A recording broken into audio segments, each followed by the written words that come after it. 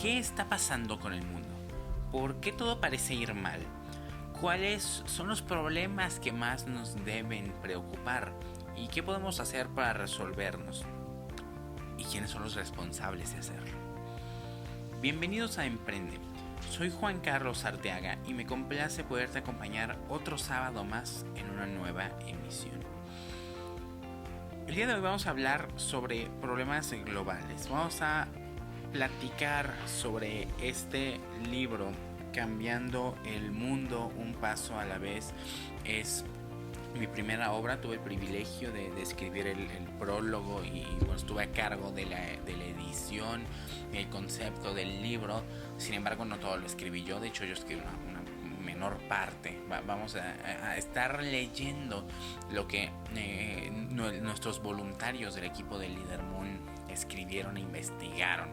Entonces me voy a permitir poder leer el prólogo para que sepas de qué va esto. Y dice: aquel que se queja de un problema pero no hace nada para solucionarlo es la parte más grande del problema. Esta es una frase que da mucho de qué pensar y hoy es más cierto que nunca. Vivimos en la época más difícil de la historia reciente. Incluso desde antes de la pandemia, la situación a nivel global no era nada favorable. Y ahora, gracias al internet, podemos en segundos enterarnos de qué está pasando al otro lado del mundo. Todos hemos visto esas indignantes publicaciones en redes sociales mostrando, por ejemplo, el maltrato que dan los ganaderos a los animales. Todos hemos visto esas imágenes a modo de protesta sobre la violencia de género. Quizás hasta hayas compartido alguna foto en tu perfil o algo por el estilo. Y eso está bien. Pero para ser un agente de cambio hace falta mucho más que eso.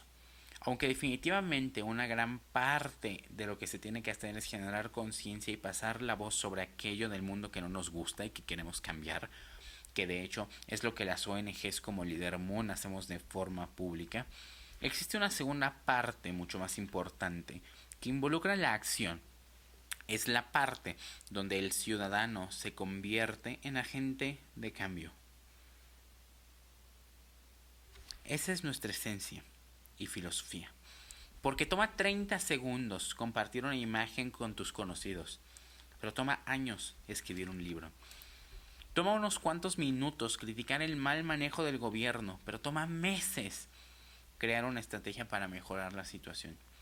Toma solo horas grabar y subir un video para causar indignación y mostrar un problema. Pero son días de trabajo, pasión y dedicación los que se necesitan para hacer algo al respecto. Así pues, queremos compartirte con todo el entusiasmo unos cuantos de nuestros días, meses y años de trabajo en el área, de percibir el mundo a través de muchos ojos diferentes, de empaparse, explorar, analizar y juzgar, y de pensar cómo podemos cambiar el mundo.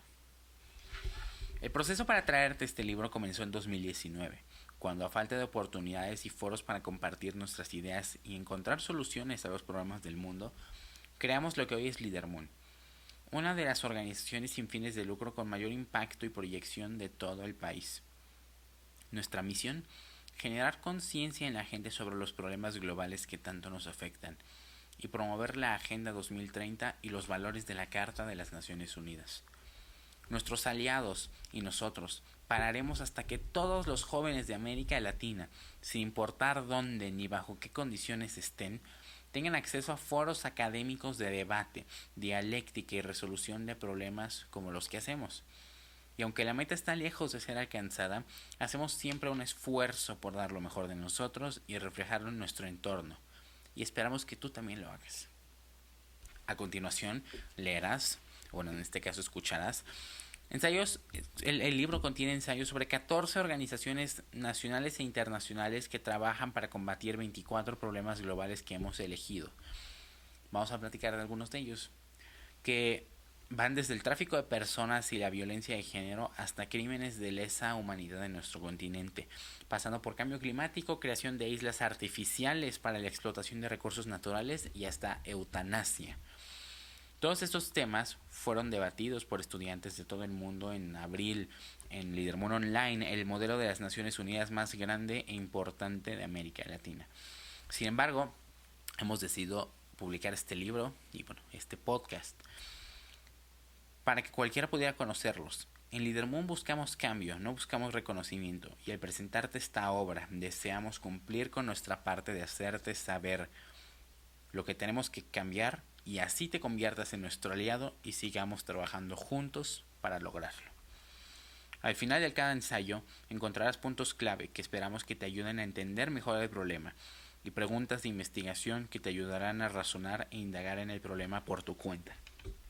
Así pues, esperamos que este libro sea el catalizador que tanto hace falta para generar cambio en ti y en todo el mundo. El éxito y el cambio son difíciles.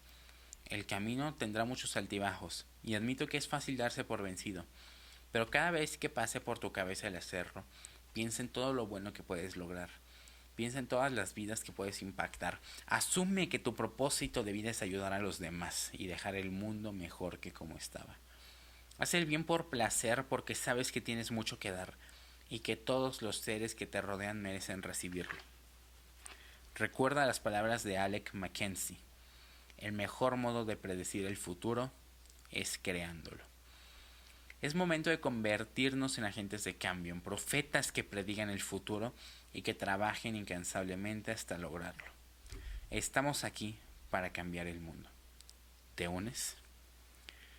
Y bueno, tras este prólogo me gustaría platicar de la primera, como pudiste escuchar, pues vienen 14 organizaciones y 24 problemáticas nacionales y globales de las que indagamos en este libro. Bueno, seleccioné un par que creo que pueden ser interesantes y vamos a charlar sobre ellas. Y la primera es la marginación social provocada por el confinamiento, con énfasis en garantizar la educación de todos los estudiantes sin acceso a electricidad o a internet. A ver, la Declaración Universal de los Derechos Humanos establece que, cito, toda persona tiene derecho a la educación. La educación debe ser gratuita, al menos en lo concerniente a la instrucción elemental y fundamental. La instrucción elemental será obligatoria. La instrucción técnica y profesional habrá de ser generalizada. El acceso a los estudios superiores será igual para todos en función de los méritos respectivos. Eso lo dice la Carta de la Declaración Universal de los Derechos Humanos. A ver, en el último año, por supuesto que hemos experimentado cambios que han atacado todos los aspectos de nuestra vida. Pero uno de los más graves definitivamente tuvo que ser la educación.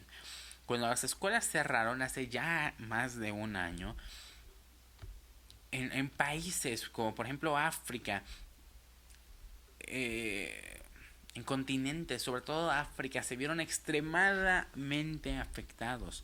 Por ejemplo, en la República del Congo y la República de Madagascar, muchos estudiantes de plano dejaron de recibir educación y perdieron oportunidades de entrar a su último año escolar antes de los estudios superiores. Una mamá de la región de Kivu, Congo, le dijo a Human Rights Watch: no me hace feliz que mis hijos ya no vayan a la escuela. Los años no los esperan, ya han perdido mucho. ¿Qué será de nuestros hijos sin educación? Y bueno, esto se le sufre, se le añade la marginación social, que por supuesto se hizo más grande. La marginación, según el diccionario de la Universidad de Oxford, significa una situación de aislamiento en la que se encuentra una persona respecto al grupo o colectividad a la que pertenece, lo que normalmente le resulta perjudicial. Entonces, a ver, la sociedad moderna está diseñada para ser funcional en conjunto, para vivir en conjunto, trabajar en conjunto, aprender en conjunto. ¿Qué es lo que sucede entonces cuando un individuo educado en un ambiente de comunidad es aislado? El mundo moderno no está diseñado para vivir de una manera sedentaria como lo hemos estado viviendo durante el último año. Y cuando todo está estático, surgen problemas como los que hemos presentado en los últimos meses más que nunca. Depresión, aumento de violencia doméstica y dificultades de comunicación. Y todo es causado por la marginación social que se ha experimentado por la pandemia. Entonces, la marginación social se define, por supuesto, como la exclusión, prohibición o restricción de ser partícipe en actividades sociales como son la escuela, actividades extracurriculares, trabajo, actividades de recreación, etc. Bueno, en el último año la humanidad se ha tenido que adaptar a una nueva forma de vida alejada de una sociedad colectiva, por supuesto, convertida en una sociedad individualizada y lejana. Y esto funcionó. El confinamiento probó ser efectivo para frenar la expansión del COVID-19. Tengamos, por ejemplo, el caso de Nueva Zelanda, que hizo un trabajo excepcional. La otra vez estaba analizando gráficas. Desde que empezó la pandemia, todo el número de muertes en Nueva Zelanda fue de aproximadamente 2.500. Ese número de personas son las que pierden la vida cada día aquí en México. Ahí te das cuenta del manejo. A ver, sí sirve la pandemia, pero eso no significa que otros sacrificios como un decremento en la calidad de la educación, sí sirve el confinamiento, más bien la cuarentena, no la pandemia. La pandemia no podemos decir si sirve o no. Sirve el confinarnos, pero ¿vale la pena este decremento en la calidad de la educación, la accesibilidad a la educación, pérdida de trabajos, caída económica? ¿Se pudo haber evitado? Esta es la pregunta. ¿Qué tan ética es la marginación social? Al ser confinado y aislado de una comunidad para la protección de la misma, nacen diferentes conflictos como la violación a los derechos de la libertad y seguridad que son básicos del desarrollo. Entonces, la marginación social contradice la forma de vida del ser humano contemporáneo y corrompe el sentido implícito de identidad, seguridad y libertad que debería existir y no ser dudado, por lo que nace la cuestión de eticidad de un confinamiento masivo como el que estamos viviendo y una privación de derechos humanos básicos que cuestionablemente no deberían de ser retirados. Es una lectura interesantísima. Este ensayo fue escrito por Ignacio Nicolás Milman y Víctor Manuel Bojalil Olmedo. Yo te recomiendo enormemente la lectura. Y vamos a ver los puntos clave. Y es que la pandemia del coronavirus ya ha afectado a más de 1.500 millones de estudiantes de todo el mundo y ha exacerbado las desigualdades en la esfera de la educación. Número 2. Las proyecciones indican que casi 24 millones de estudiantes desde primaria hasta universidad, 24 millones, podrían abandonar las clases, dejar de estudiar a causa del impacto económico de la crisis sanitaria, de acuerdo a datos de las Naciones Unidas. Se cree también que se podría desperdiciar una generación entera de potencial por la educación desde casa.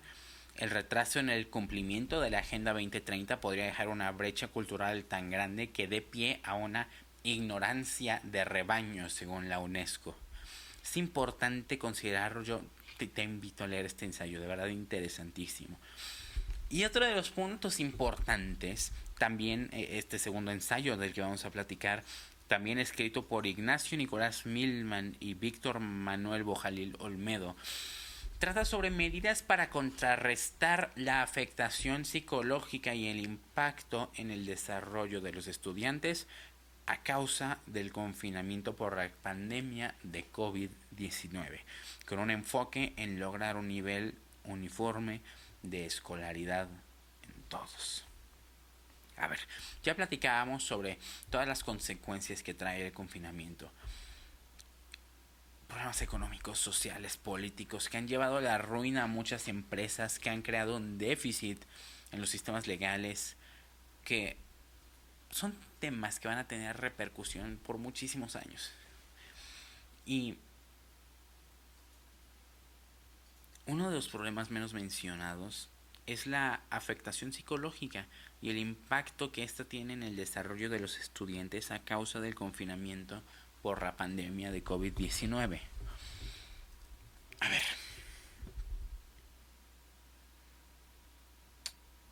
Número 1. Las recomendaciones que hasta el día de hoy perduran son las del cubrebocas, el distanciamiento social y por supuesto la del confinamiento, el famoso quédate en casa. Sin embargo, Todas estas medidas, que tan solo de escucharlas provocan estrés, implican que el gobierno cierre secciones de la economía que sustentaban la vida de cientos de miles de trabajadores.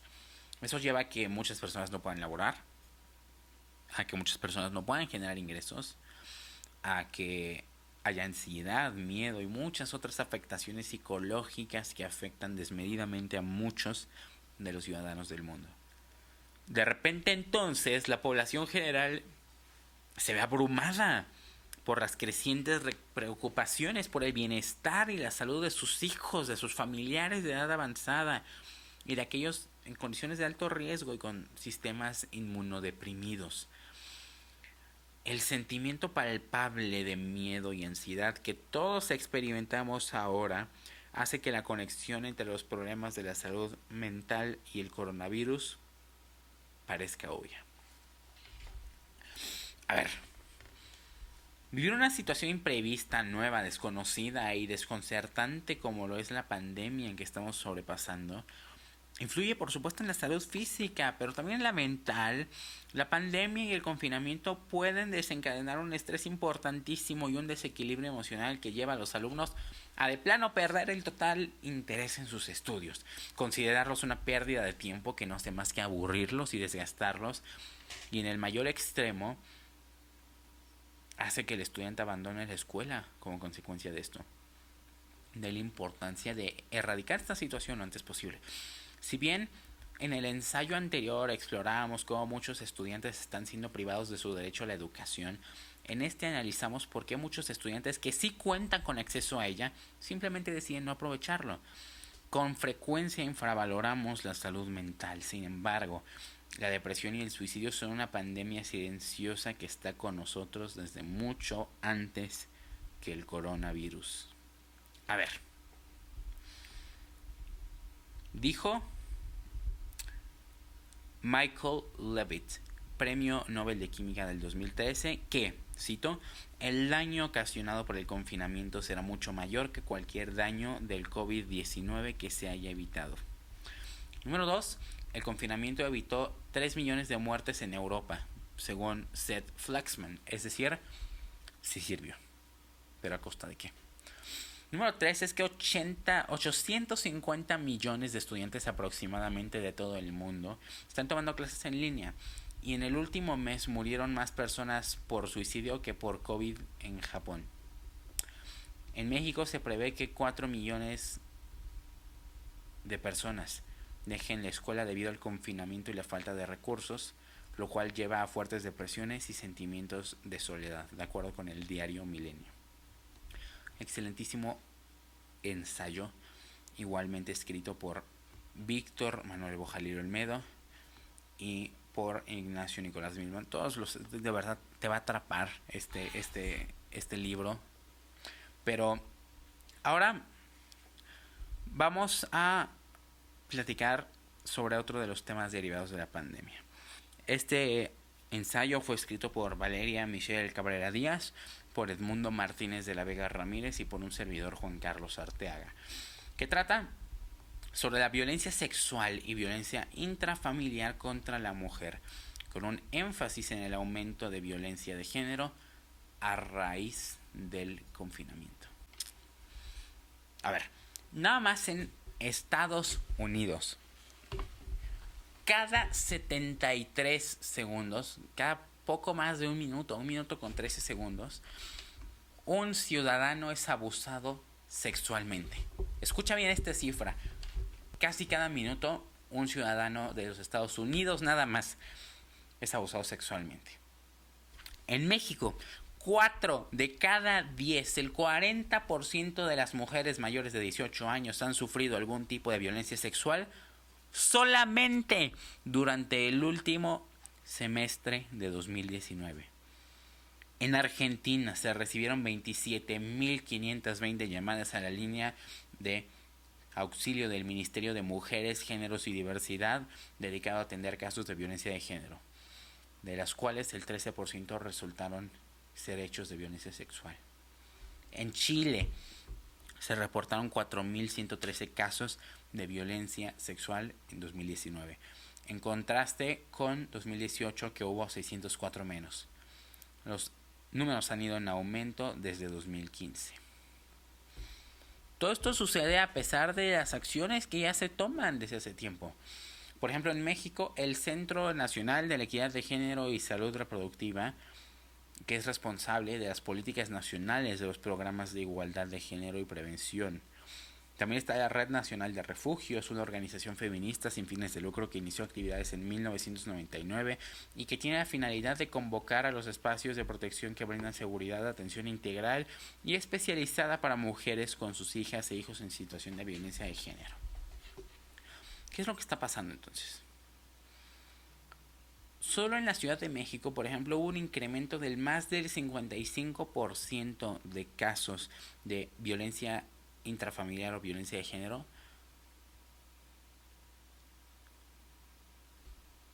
en 2020.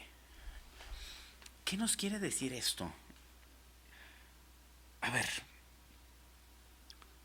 ten en cuenta que estos solamente son los casos reportados de las mujeres que tienen a su disposición un canal de denuncia. Ahora imagínate todos los casos que ni siquiera son reportados y de los que nunca nos vamos a enterar. Y todo esto se vio potencial. Por supuesto que tiene que ver con una cultura patriarcal que es transicional. Y este tipo de cultura se tenía hace 60 años en Suecia y hoy ya no existe. Entonces la única manera de combatirlo, esto en mi opinión, es a través de desarrollo económico y social. No hay de otra. Sin embargo, ¿cómo te explicas que hay un aumento del más del 50%, de hecho más del 55%, nada más en la Ciudad de México? Y de casos reportados, ojo, ¿cuántos más habrán que ni siquiera se reportan? Bueno, la forma de explicarlo es pues que hay una restricción en la movilidad. Hay, por ejemplo, una alerta de género aquí en México, pero no se ha tenido el impacto deseado debido a que los lineamientos y protocolos no se cumplen. La violencia física, emocional, económica, verbal y sexual ha afectado más a mujeres entre 35 y 39 años y adultas mayores y menores. Entonces, fíjate, la violencia familiar tuvo un incremento del 23.4%. La violencia de género en todas sus modalidades distintas a la violencia familiar tuvo un incremento del 100.7%. La línea 911 aquí en México registró un aumento en los reportes por acoso u hostigamiento en un 66.7%, por abuso sexual en un 28.2%, por violación en un 15.8% y por violencia familiar un 14.6%. Solo en la violencia de pareja hubieron menos incidencias. Esto es un problema gravísimo porque, piénsalo, no solamente se trata de mujeres violentadas y sus hijos, porque es prácticamente un hecho que cuando hay violencia de género también hay violencia intrafamiliar, hay violencias a los pequeños. Y bueno, en este ensayo platicamos también sobre propuestas que hace la UNICEF para poder resolverlo, como garantizar el acceso a los servicios de atención y apoyo, buscar alternativas de alojamiento seguro y mecanismos de alerta, prevenir la violencia mediante difusión de información con campañas, promover una agenda legislativa importantísimo que fortalezca la protección de derechos de mujeres, niños, dar un claro mensaje a la sociedad de que la violencia intrafamiliar y de género no es aceptable ni justificable. Y bueno, muchas otras cosas como campañas educativas y medios de comunicación, implementar capacidades operativas. Hay propuestas muy buenas que se han hecho. Otro tema importantísimo es la ciberviolencia. Y bueno, los puntos claves son, número uno, que no existe una definición consistente de feminicidio, ni siquiera dentro de las mismas provincias de un país. Entonces, la tipificación homogénea del feminicidio como delito a nivel internacional es un punto importante. Número 2. Si hay violencia hacia la mujer dentro de una casa, también probablemente, como te decía, hay hacia los niños. 3. Aunque las mujeres se encuentran en una situación complicada para denunciar la violencia, La de los infantes es mucho peor. Un niño no puede salir de su casa y levantar reportes ni abandonar su vivienda de forma sencilla. 4. La mayoría de los procedimientos actuales envían a los niños a un centro de atención social y son ellos quienes son separados de sus hogares en vez de separar al agresor de la familia. Y número 5, que la pandemia es tan grave en la materia porque complica el acceso a mecanismos de denuncia y de solicitud de ayuda. Las víctimas están simplemente encerradas en casa con su agresor. Muy buen ensayo, de verdad es un tema interesantísimo y aquí lo puedes verificar. Ahora, vamos a platicar sobre otro tipo de temas. Por ejemplo, sobre el aumento de conflictos armados por recursos naturales con énfasis en la militarización del mar del sur de China. Este artículo fue escrito por Sergio Sebastián Ramírez García, por Michelle Cigales Martínez, Aurora Lisbeth Galeana Muñoz, Joed Arigeli Holguín Gamboa y su servidor Juan Carlos Arteaga. A ver, el mar de China Meridional o el mar del sur de China es una extensión muy disputada del Océano Pacífico, de la cual China casi reclama un 90%. Estados Unidos acusa al país asiático de construir varias islas artificiales en el mar de la China Meridional y militarizar la zona para poder apoderarse de más territorios de estas aguas en disputa. Pekín, por supuesto, rechaza las acusaciones. ¿Cuál es el punto aquí? La militarización del mar del sur de China se ha visto en la construcción de 7 islas artificiales, en 3 de las cuales se han instalado pistas de aterrizaje. Esta serie de acciones ha creado preocupación en el occidente sobre una posible intención militar, aunque el gobierno sostiene que otras naciones cuentan también con pistas de aterrizaje junto con terrenos ganados al mar.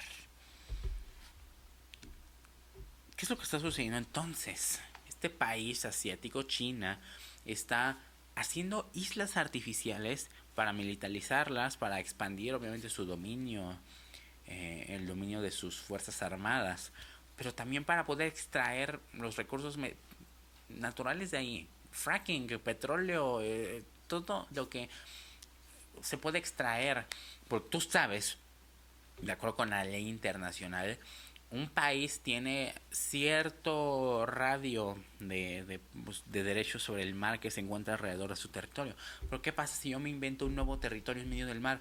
Pues ya también me va a pertenecer lo que está ahí alrededor. Entonces es un tema interesantísimo. ¿Cuáles son los puntos clave? Bueno, comenzar con que la creación de islas artificiales para el reclamo de territorio marítimo y el beneficio que puede traer a la nación propietaria, pues sí es importante, pero no hay marco legislativo al respecto. Número 2, pues pueden haber causas de un posible conflicto armado por las islas artificiales. Además del reclamo, qué tan legal es o qué tan legítimo es el reclamo del gobierno chino de que ese territorio sí es suyo, si realmente lo crearon. Por supuesto, esto tiene que ver con que los recursos naturales no renovables siguen siendo utilizados y son importantes para el desarrollo de las naciones que no tienen tantos recursos. Se necesita, por supuesto, usar energías renovables con proyección a futuro, y este punto también es bien importante que lo conozcas. Si tú sumaras todo el gasto a nivel mundial en milicia y en otra mano toda la inversión global en investigación y desarrollo, vas a poder concluir que se gasta 90 veces más en prepararnos para el conflicto que en prevenirlo. Escucha otra vez este dato. Se gasta 90 veces más en milicia y prepararnos para el conflicto que en investigación y desarrollo para prevenir ese conflicto en primer lugar. 90 veces más se gasta en militares que en investigadores y científicos. Esto te dice mucho de cómo está el mundo actualmente. Ahora vamos a platicar, volviendo un poquito al tema de la pandemia, sobre una disputa que hubo sobre el supuesto ocultamiento de información respecto a la contingencia sanitaria de COVID-19. Este artículo fue escrito por Adriana Cruz Ramírez y por Emiliano Villalobos Albirde. A ver. por supuesto que la OMS ya dijo que quería enviar expertos, seguramente viste en las noticias, a Wuhan, China, para investigar sobre el origen del SARS-CoV-2, que ya ha cumplido más de un año, casi un año y 6 meses, desde que se comunicara el primer caso que se registró como una neumonía extraña y que se ha cobrado al día de hoy millones de vidas. China no ha facilitado algunos de los permisos de entrada al país a los expertos de la misión para colaborar en la investigación. Entonces el gobierno de China está supuestamente causando entorpecimiento para saber los orígenes de esta enfermedad, lo que lleva a la acusación de encubrimiento de información. Siendo así, China es juzgado en materia de derechos humanos por el alto impacto que el virus está causando en la humanidad a nivel internacional y por poner en riesgo el máximo derecho fundamental, que es la vida. Entonces aquí se platica sobre los casos que hubieron a nivel internacional, incluso en Francia, por ejemplo. En Francia hubieron casos antes de que China diera cualquier alerta. Entonces, los puntos clave para entender este problema es que hay muchos países que requirieron la vacuna china, por lo cual no es China contra el mundo, no es que queramos todos irnos en contra de China.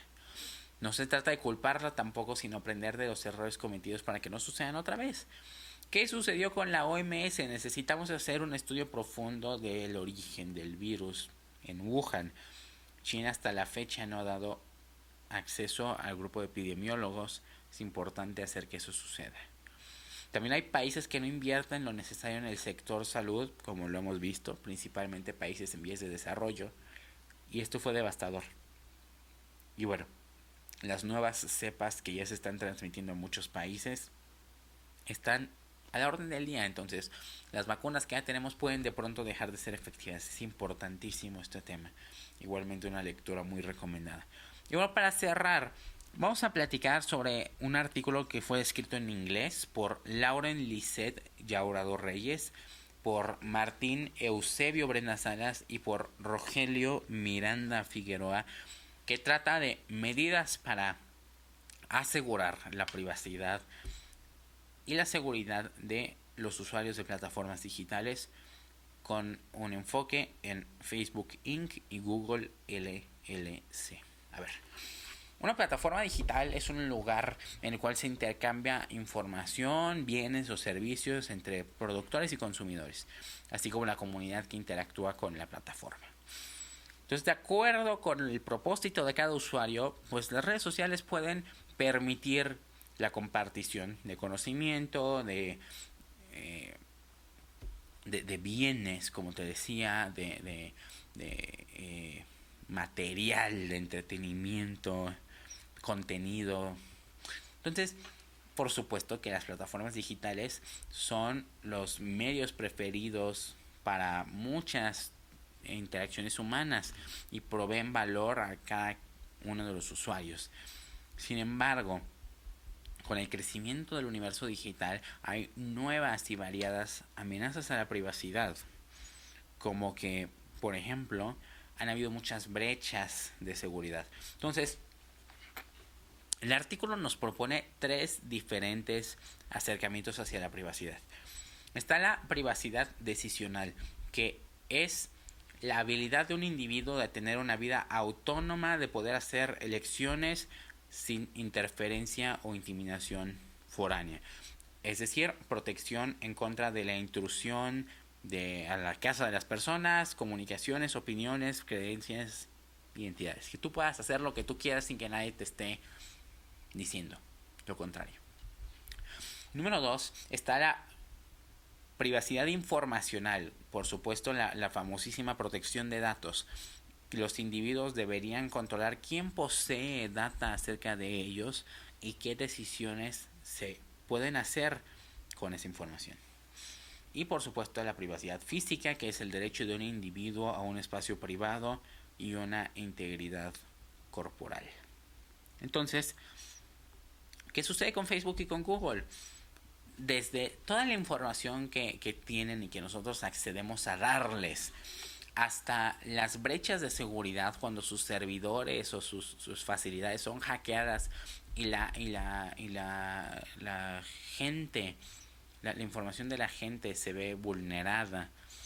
Incluso hasta todo lo que sucedió, por ejemplo, con Cambridge Analytica y la elección de Donald Trump. A ver, es importantísimo poder legislar al respecto, porque Estados Unidos, seguramente has visto que a cada rato llaman a comparecer a los CEOs de estas empresas. Es importante, y los puntos claves son que el término de privacidad necesita una definición universal en todos los sentidos, uno que sea aceptado en todos los países y que englobe todos los aspectos de la vida humana. También se necesita que estas compañías necesitan la data de los usuarios, es un modelo de negocios. Entonces, sí se les tiene que dar información, pero ¿cómo y para qué? Y el usuario realmente está consciente de la información que está dando, es importante. Número 3, Facebook hasta el momento está enfrentando 2 juicios, 2 demandas. Ambas compañías, Facebook y Google, han sido víctimas de hacking, de ataques externos, y algunas regiones como la Unión Europea ya han tomado medidas y hecho leyes sobre privacidad, pero hasta el momento nada de lo que ha hecho es suficiente. Se necesita tomar mayor acción. ¿Qué te pareció? Te platiqué sobre estos problemas en específico, sin embargo, como te platiqué, el libro trata sobre muchos más. Ahorita platicamos sobre 6 de los 24 problemas que habla el libro. Es un libro interesantísimo, yo te recomiendo mucho la lectura de él. Y lo mejor de todo es que es gratis. Lo puedes encontrar en Amazon Kindle, lo puedes encontrar en Google Play Books, en Apple Books o en www.leadermoon.org/libro. Te voy a dejar el enlace para que lo puedas descargar gratis. Somos una organización sin fines de lucro. Tuve el privilegio de poder dirigir este proyecto y de verdad que el resultado estoy seguro que te va a sorprender. Si te gustó este episodio, por favor suscríbete, es completamente gratis, ayúdame a crecer, comparte este podcast con tus amigos, con gente a la que sepas que le puede interesar. Este contenido es sin fines de lucro, por lo cual realmente me ayudarías mucho si se lo enseñas a más gente. Cada semana estaremos charlando sobre un nuevo libro empresarial, un libro que te va a ayudar a cambiar tu entendimiento, ser una persona más culta, más sabia, una mejor persona. Muchas gracias por estar conmigo hoy.